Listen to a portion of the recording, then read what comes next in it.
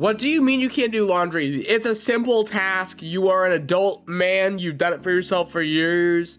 That's what this film is? Please, end this.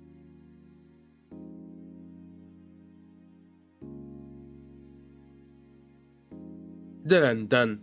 Welcome back to Bullet Reviews, the show on the internet where I have bullet points about movies and I read them into a microphone for the funsies, I guess-ish. This is a weirder one than I think I'm used to doing, because I'm covering today The Breadwinner, which I did not watch in this morning. I watched it late night last night. I just got back and was way too tired to actually sit down and record a video on The Breadwinner. But I also had the more important event of Hacks season 5 coming to an end, and Hacks as a show coming to an end. So you're getting one that's going to be a little more loose, I think, than what I normally do. So, The Breadwinner is a film that has been on my radar for months. And the simple thing for this one to explain is it's all in the trailer. This was one of the worst film trailers I have ever seen, because it's like, after the wife lands a deal on Shark Tank, the father has to be the stay-at-home dad for his 3 daughters, and it's like, oh no. And you start watching it and you're like, oh no, no, no. Yeah, so thing about this film is I thought it would be better than it was, I think, maybe from the first bit. It's not a bad start. It's not good, but it's maybe a 4 out of 10 bad-ish start. And then it slowly slips into being mindless dribble that I cannot for the life of me think too hard about. I know, crazy to hear in your review of, but so this is one of the laziest films I've ever seen. So let's get through the personnel about this. This is directed by Eric Apple, who one of his previous films that he directed was Weird, the Al Yankovic Story. And that is a film that a lot of people have said very positive things about, that they like. I did not care for Weird, the Al Yankovic story. How did this place for me in my 2022? If I go in and see, according to me on my Letterboxd, I gave Weird, the Al Yankovic Story. This is a film that a lot of people that I know have liked and have had given pretty positive scores of, but this is one where I really did not care for Weird, the Al Yankovic Story. What did I say back when Yeah, for me, I just thought that while Daniel Radcliffe was great, it just feels so unfocused, and I stopped caring about everything. So I don't think Eric Appel has the best reputation in my book as a director from that. And if we go into looking at his other stuff, I've only seen that he's did Die Hard, it says? Is this just this is just Kevin Hart doing Kevin Hart shenanigans for a movie? I've not watched this. I'm not gonna watch this. But the biggest thing of note with The Breadwinner, people-wise, is that it's the feature debut for Nate Bargatze, who's been a comic who's been around these parts for many years now. I've not watched his stuff, but he's popular. He gets specials pretty regularly, and he's hosted one of the Emmys. Was he the sole host of this? He was the sole host of one of the Emmys. So he's around here, he's popular. I just don't know him much. Sorry. I hope you're doing well. But so basically the whole premise of this whole film, he's this car sales expert man at the local Toyota, I think. And then but his wife has devised this star minder thing. And so the whole thing, so I work with kids a good bit. I'm a substitute teacher. It's part of why I'm doing this one later, is because I had to babysit yesterday, and that was fun.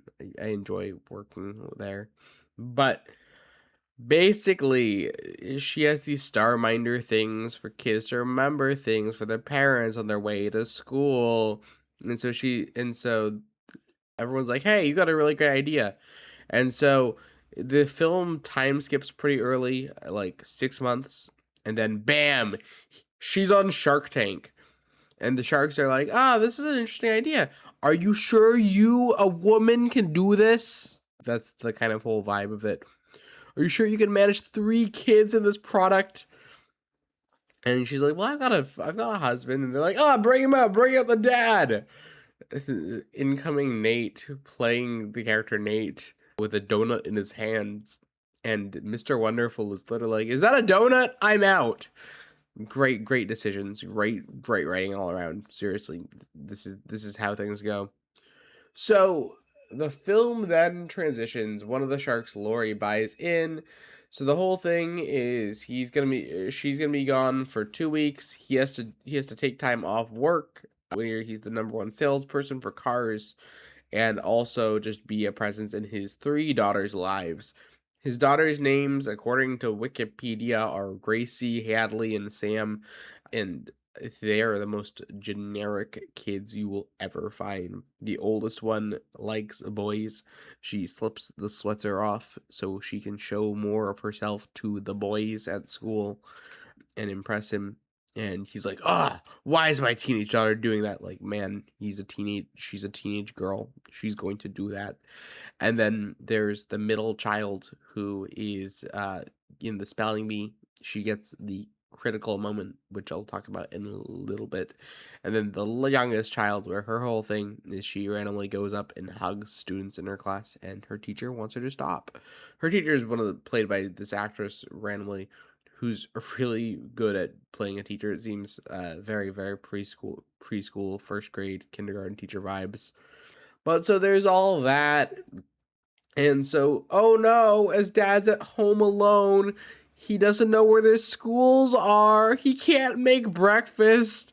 He can't do laundry. He's been spraying his wife's perfume on the clothes, and that's how he's been cleaning them because he doesn't want to use the washer. Yikes. No thanks. Don't do that, please. So they were doing it the mom way. He forgets us. He takes off a note from a board and thinks that cancels the sleepover that his kids are gonna have.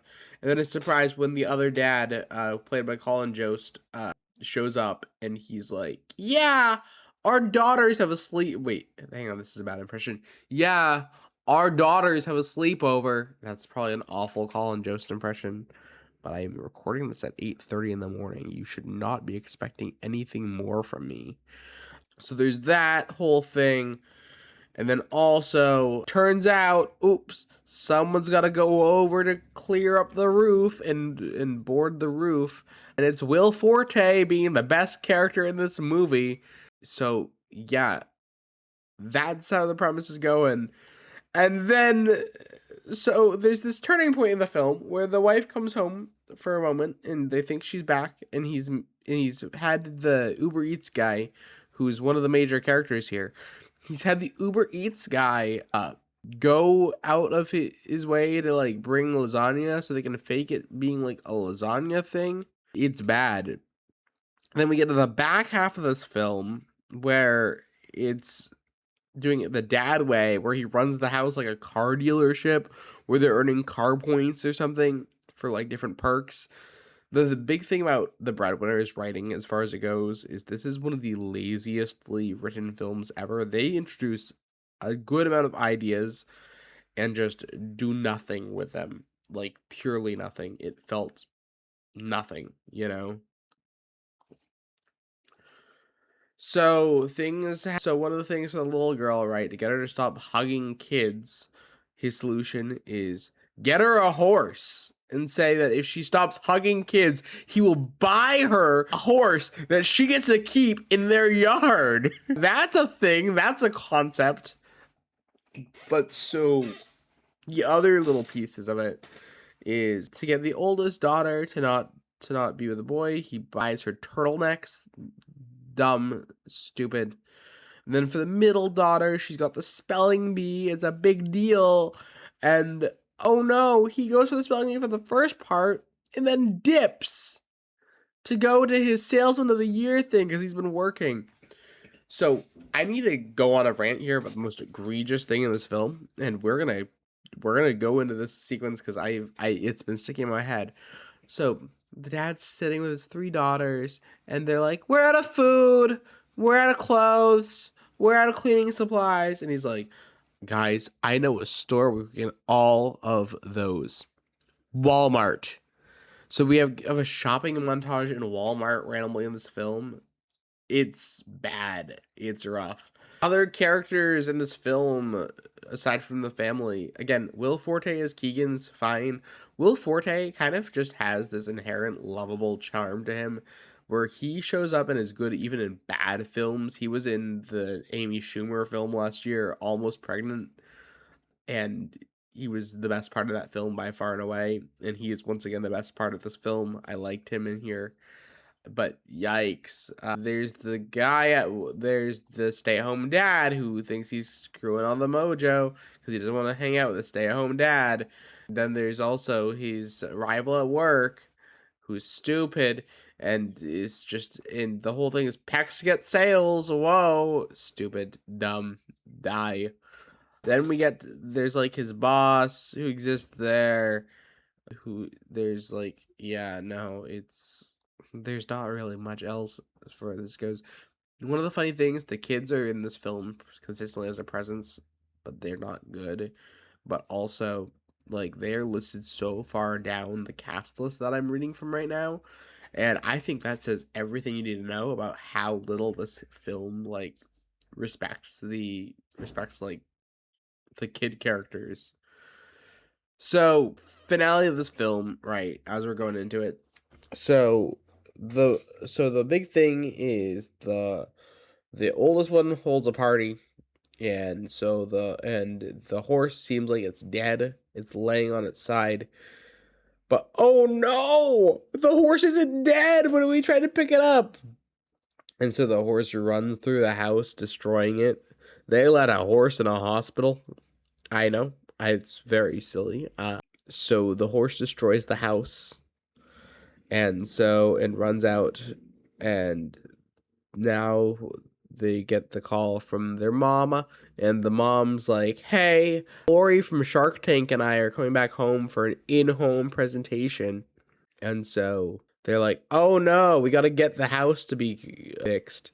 So they can't fix the house, so they try to borrow another person's house, and first person he goes to is his like rival at work. This was dumb. Why would you ever do this? This is morbidly stupid. Dumb decision. Don't do that. And then he goes to the stay-at-home dad, played by Colin Jost, and he's like, "Yeah, I'll let you use my house," but he doesn't tell his wife, and so they have to finagle the whole presentation, trick the mom into thinking she's going to another house. And then once they're in the other house and things are going fine, the wife comes back and is like, "It's my house! Why are you doing this?" And then Nate pulls a Nate and is a good salesman and sells. If this sounds like a tired review for me, it's because this film is exhausting.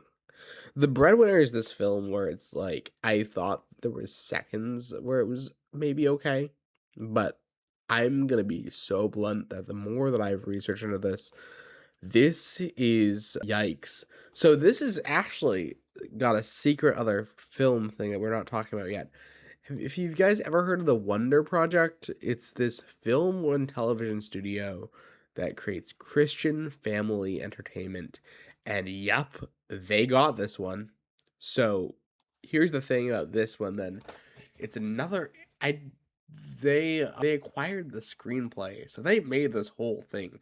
This is a conservative film as far as it goes. It's all about the father's role in these family dynamics, and it is not being sharp one bit. The Breadwinner is a film that has no grains of sand in its salt. There are no grains of bread or wheat or anything that's worthwhile for anyone. Like, it is just the most lazy, by the books film ever, and I wonder why anyone who was on this actually was.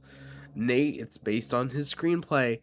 I don't know where he aligns politically, but chances are he's okay with the company that I don't know the history of Wonder Project, but I'm pretty sure that it's not great. Like even more so that I don't know how it compares to Angel, but regardless, it's oh, actually wait, they've collaborated with Angel Studios. Actually, wait, does it say? Yeah, Angel Studios and Wonder Project are collaborating on the Young Washington film. Okay, guys, these guys can burn. I'm sorry. I'm done. I'm done with this one.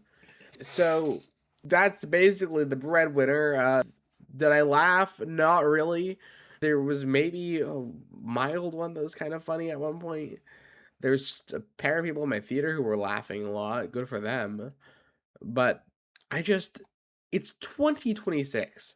This is a film that would have been drawn out. It's like, it's a Nine Lives situation, if you guys had ever heard of that film. Nine Lives is this man gets turned into a cat film that was starring Kevin Spacey. And that was one also that went over pretty poorly as far as things go, because the reality is it was just unoriginal for 2026 or sorry, 2016. It was unoriginal for 2016. This is no different than that in its unoriginality.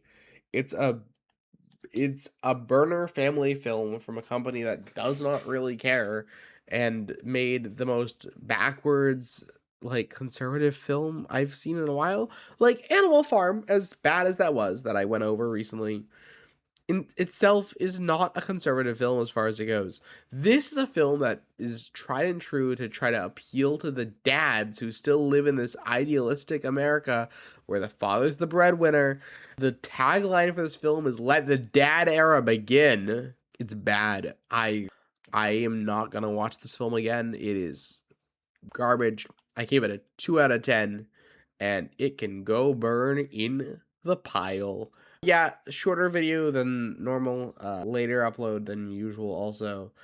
But I had to say something about this film because it's stupid. It's so stupid. I want to say stupid. It's stupid. And just have this out. So if you liked the review, welcome to the channel. I am normally higher energy than this. This film is draining, and I'm hoping my voice can be a little more relieving than the movie. It's yikes. Just yikes. Okay, bye.